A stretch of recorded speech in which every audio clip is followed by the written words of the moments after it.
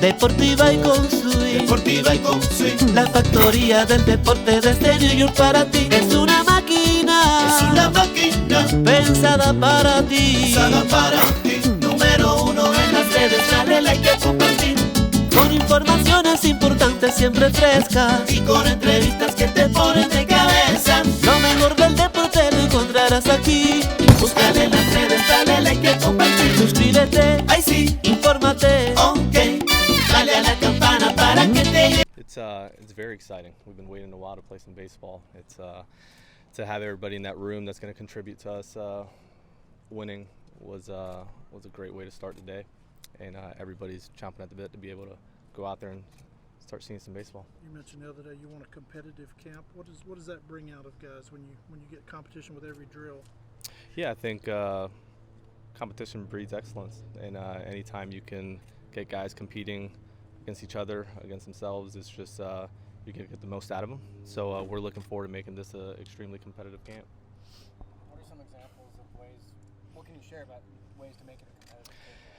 Yeah, I mean, there's different ways, and even in just overall language we use with our guys and how we communicate with them and prepare for the day and just make sure that there's a certain level of conviction to how they're going about their day, right? So not even just the drills and things of that nature where you can keep scoring, get them competing against each other, but just the overall mentality of how they're approaching the day. Ali, have you gotten a read on your veterans, where they stand, how much work they put in, how ready they are for camp? Yes, I have, and we're excited about it. The guys have been going at it. They've been working hard.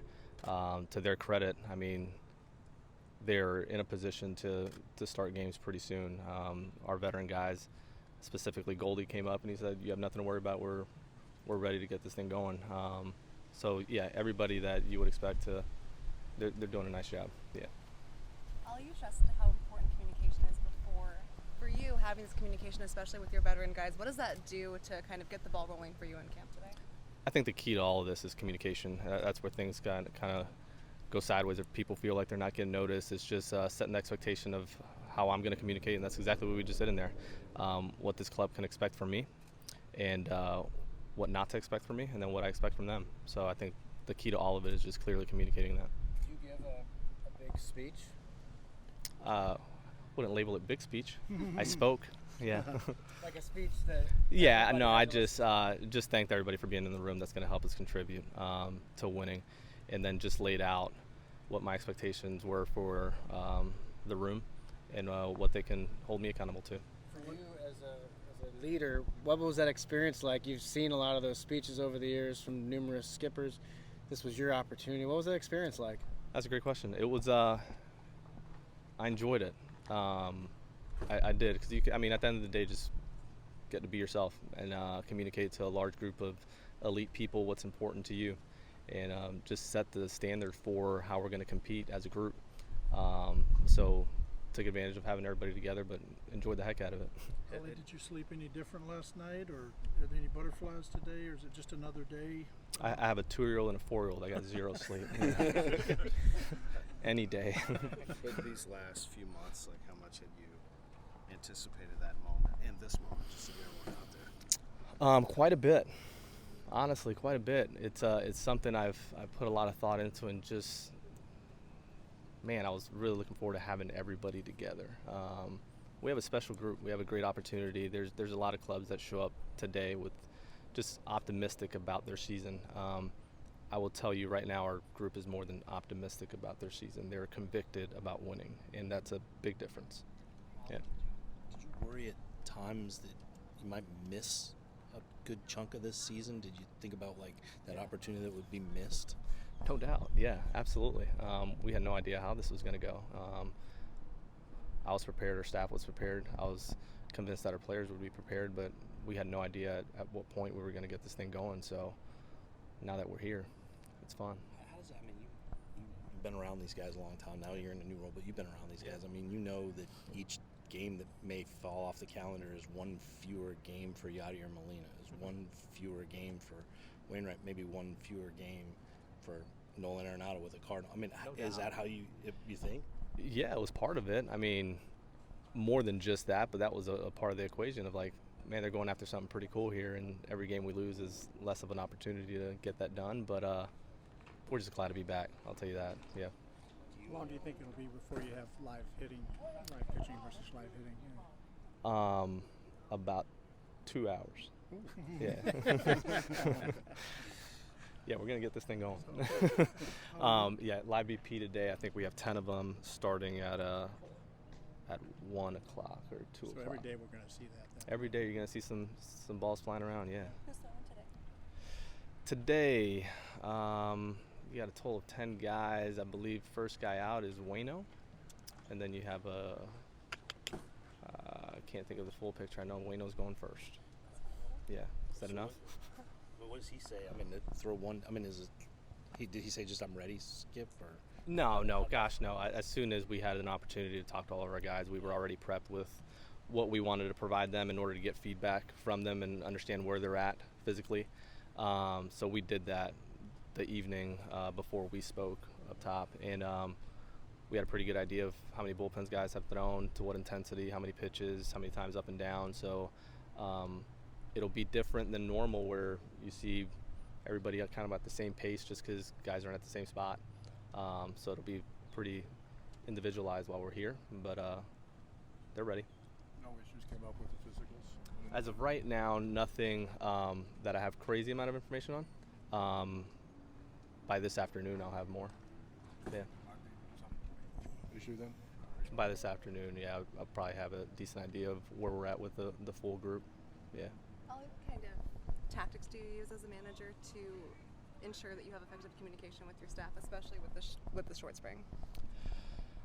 Man, it's a great question. We've spent a decent amount of time together, and just laid out what's important to me as a manager, what's important to them as a staff, what they need from me, what I need from them, and just being very a word you're going to hear a ton is honest. Just like, here's just honesty in conversation. I think that's where you get to the root of things.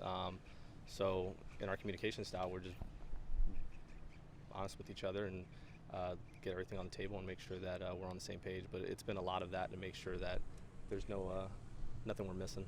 Yeah. This is Yadi's last training camp. Can you just put the magnitude of that into words, like what that means to this organization? I mean, it's Yadi. It means a ton. This guy has helped shape the culture of this place for a long time. When you talk about conviction and style of play, like, that's Yadi. And there's people that walk into a room and get noticed, and then there's people that walk into a room and change the room. Yadi's the type that walks into a room and he changes a room. So a lot of credit goes toward Yadi and the way that he has shaped this organization over the last several years. How much can he be an ally for you? You know, that guy who's almost like a manager in the locker room, I guess.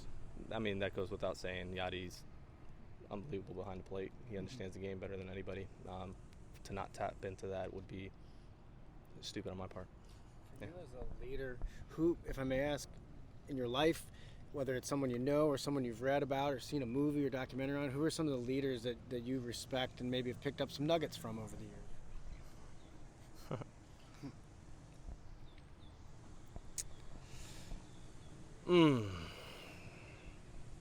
I'll get back to you on that one because I like the question. I I actually really like that question. I'll get back to you on that. I'll be the short man. A big part of this team's success over the last few years, defense, fundamentals, running. How much of that, in your view, is established here? Because it's maintained through a season, obviously, and it comes from talent. But how much of that is established over a month of spring training that even now is condemned? I think it's established here for sure. Yeah, I think you answered it in the way you asked it. Like, it's established here and it's maintained throughout the season. But if you don't place an emphasis on it today, then it just kind of fades away as other things start to come and they start competing in games. It just fizzles away. Players will always find important what the staff and the manager find important. And if you can't place an emphasis on those things like defense and base running and the just intricacies of the game, then by the time you get to June, you're not playing great baseball. Is this a spring? Is it Cliff Notes fundamentals, or just because of how short it is? No, not really. Like, when you look at our fundamental schedule and during the off season, we spend a lot of time just laying out like what are all these days going to look like, and you start to see we want to do this fundamental 4 times, this one 3 times. We want to do this one and progress it to this point. there's a point in the schedule where you're repeating things and adding layers of difficulty to it in order to make it game-like, we'll still get there. I'm not concerned at all with the shortness of spring. Ollie, the 5 Gold Gloves, how much of a sense of pride is that for the organization to, you know, it reinforces what you're doing in spring training as far as defense? We're pretty proud of it, but let's get serious. We have some really good defensive players. So credit to them first, and then credit to our coaches that make it important and have a routine for them and stick to it and make sure that they're actually sticking to and holding them accountable to what they want to be held accountable to. So credit to both sides there. Yeah. Are there any pitchers that are behind schedule? Behind schedule, so Gio isn't here yet. Cabby's on his way. So we're not sure exactly where they're at yet, so I can't say if they're behind schedule, but they're not present. Yes. It's an odd question to ask on the first day workout, but do you have a starting pitcher or an idea of who's going to work on Friday? And have you built everything backwards from opening day, or have you gone about that? We're getting there. We have a pretty good idea of who it'll be, but it's not definitive yet. He hasn't been told. As soon as we tell him, we'll tell you. Has anybody come to you and said, I want to start the first spring training game? No, nobody. No. It's open if you want it, though. Not that it's this guy, but I did want a similar question that John asked about Yadi. When Waino walks through that door today, what is that like, and what does he mean to you? He means a ton to me. Waino's been a good friend and someone that has, just like Yadi, shaped the culture of what we do here.